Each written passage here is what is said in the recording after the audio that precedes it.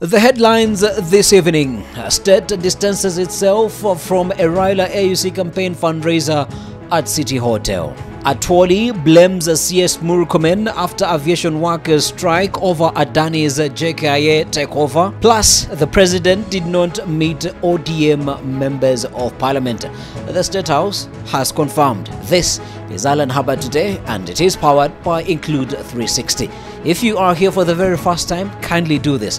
Subscribe to the channel and turn on the notification bell, and you will always be number uno to be notified whenever we put out a new video. Now, to the news items. We begin with State distances itself from a RAILA AUC campaign fundraiser at a City Hotel.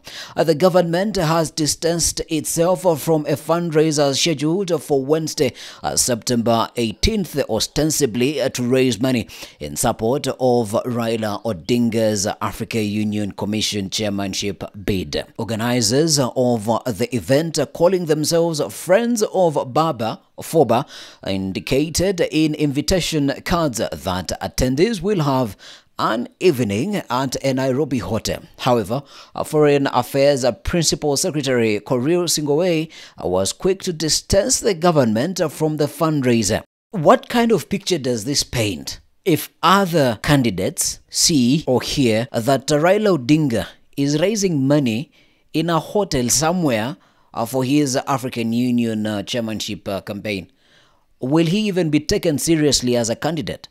What type of picture or what picture will be painted about Kenya as a country after all that flamboyant launch that Kenya did? Because I don't even know if other African countries, other East African countries and nations have been able to launch their candidates' bids in a magnitude just like that of Raila Odinga. Or this is what you'd call outright greed by some members of the Secretariat, if I might say, or just the greed of some people who are around Raila Odinga. And if he might have had anything to do with this fundraiser in terms of planning it, boy oh boy, selfishness all over. Away from Raila Odinga, now to JKIA saga. Atwoli blames CS Murkomen after aviation workers strike over Adani JKIA takeover.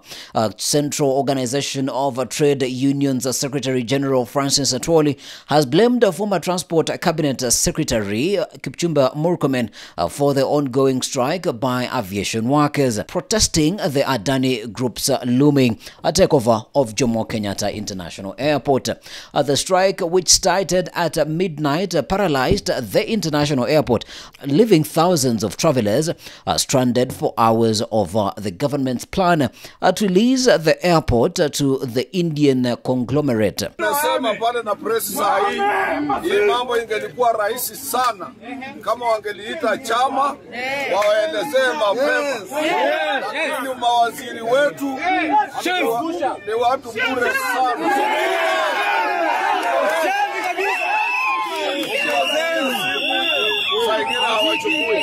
Lakini kitu wanataka wajue katika nchi hii,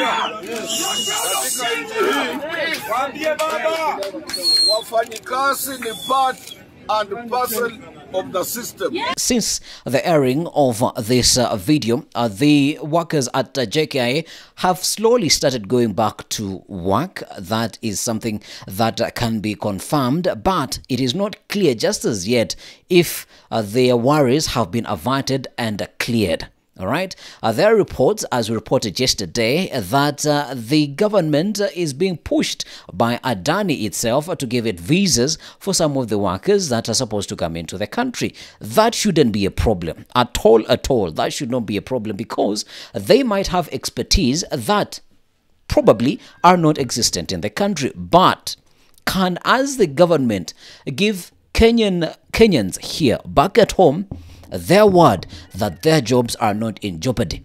Because it does not make sense that the government speaks about creating jobs abroad and they cannot even keep the jobs that are already back home. That sounds like a lot of insincerity from the side of the government. JKIA aside, the president did not invite ODM MPs for an official meeting, the State House has said. Now, State House has termed media reports that ODM MPs snubbed a meeting with President William Ruto on Monday as misleading. Some ODM members of parliament from Nairobi boycotted a State House meeting with President William Ruto on Monday, exposing simmering tensions amid a silent rebellion against a recent deal that brought opposition chief RAILA ODINGA and his party into a broad-based union with the ruling Kenya Kwanza administration. You confirming if MPs did not meet the president or they met with the president is not really of national importance, because it is not of any significance to this country. The key thing that is important to this country is the government, through the responsible parties, being able to communicate on things that are really important, such as the previous story that I just shared, the Adani takeover of the JKIA. Who met who met what did they do, what did they talk about? It's not really of importance, because as far as many Kenyans are concerned, the government is working with the opposition party. So if they met, if they did not meet, it's not really important. But just to add on to the reports, it is said that the president on Monday was in Kibera launching or inspecting, because the government has decided to inspect a whole lot of projects that they have launched ever since they came into power. And the president was in Kibera, and after that inspection, he headed to the State House, and he had, as it is termed by the State House spokesperson, a loose or a less formal lunch with some MPs from ODM. These include Aladwa, Beatrice Elachi, and one other MP that I don't remember his name. But apparently, it is said, per the report of the Daily Nation, that the president had also invited other members of parliament. So if they did not show up, that's no big deal. But please, please, please, government, make sure that you keep the country posted on key important issues. Away from State House now to billions to count fish. Members of Parliament were shocked to learn that the Ministry of Mining, Blue Economy and Maritime Affairs spent 1.6 billion in the fiscal year 2023-2024. All right, to assess the state of fish in the Indian Ocean. Blue Mining CS Hassan Ali Joho and PS Mudhoni Njagi were called before the National Assembly's Departmental Committee on Blue Economy, Water and Irrigation to explain whether the country received value for the money spent on the exercise. Sometimes you cannot just make up these news items. Yeah, you can. If you did not hear it, you could say that it is a story out of a fiction book. Okay, I'm not an expert on maritime issues, but how do you count fish? Yeah, you can count, literally you can count fish in a mud pond that you have made in your backyard.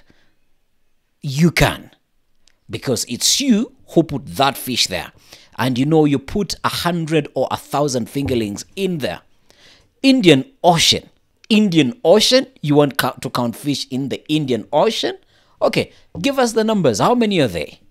Yeah, give us the numbers. How many are they?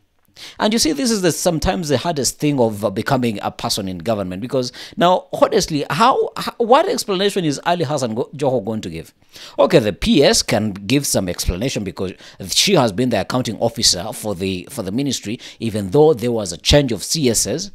But god damn it. Away from counting fish, yeah, it seems like it is a demonstration galore.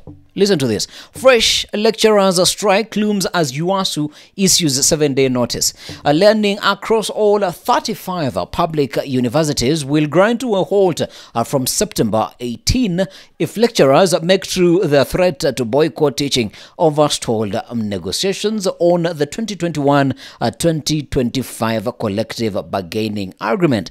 University Academic Staff Union UASU Secretary General Constantine Wesonga ODINGA says the Inter-Public Universities Council Consultative Forum has been taking them in circles since September 4, 2020, when they first submitted their pay proposals for the CBA. I can only dread to be the president right now.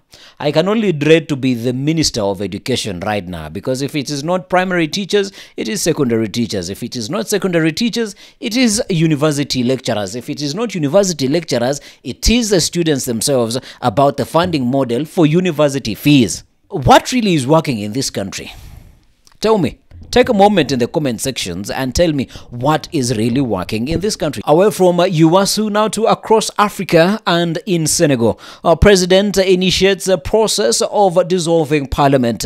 Senegal's youngest president, Bassirou Diomaye Faye, who took office on March 24th, 2024, is setting the stage for a major political shift by dissolving the National Assembly. His agenda focuses on fighting corruption, injustice, and poverty, as well as emphasizing Senegal's sovereignty in foreign policy. But this is getting to a halt. Why? With the opposition controlling the National Assembly, Faye and his Prime Minister Ousmane Sonko are seeking a parliamentary majority to implement their Pan-African and social justice policies. Remember, when Senegal went to the election early this year, the President Faye, Diomaye Faye, was in jail. And his Prime Minister, Ousmane Sonko, was also in jail.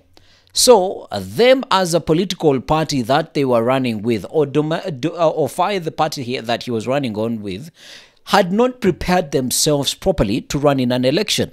So they got lucky and won the election, but they had not prepared themselves properly in the grassroots elections. Hence, they did not perform very well in the parliamentary elections.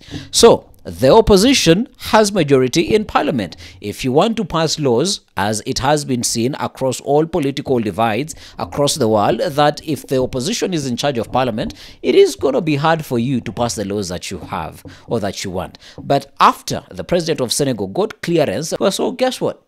You can dissolve parliament, and the dissolving of parliament gives Faye an opportunity to make sure that they mobilize properly with their political party, go back to elect members of parliament, and then once that is done, they only hope that they come back victorious in that election, and they have a majority, and they can pass all the legislation that they would want to pass in this in Senegal. And it will be very interesting because it has quoted the foreign policy of Senegal. It is really interesting to see what happens after the dissolution of parliament happens, and what next will be the policy of Senegal on matters foreign affairs. That's all we've had for you this beautiful evening. If you are here for the very first time, kindly do this. It's a kind request. It's a kind request, but it's a request that could go a long way. Yeah.